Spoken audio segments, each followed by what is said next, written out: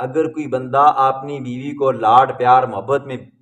ماں کہہ دیتا ہے، بہن کہہ دیتا ہے، بیٹی کہہ دیتا ہے، طلاق نہیں ہوتی، ٹھیک ہے؟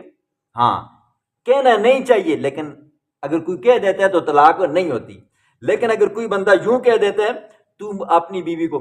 کہ تو مجھ پر ایسی ہے جیسی میری ماں،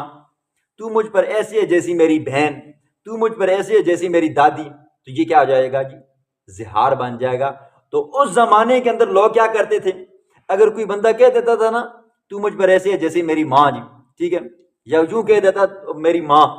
تو کیا ہو جاتا، وہ یہ سمجھتے تھے اب یہ حقیقی طور پر ماں بن گئی ہے۔ تو اللہ نے ان کی اس رسم کی تردید فرمائی، ان کی اس رسم کو ختم کرنے کے لیے اللہ نے یہ وحی نازل فرمائی، وما جعل، اور نہیں بنایا اللہ نے، ازواجکم، تمہاری بیویوں کو، تظاہرون منہن، جن سے تم زہار کر بیٹھے ہو،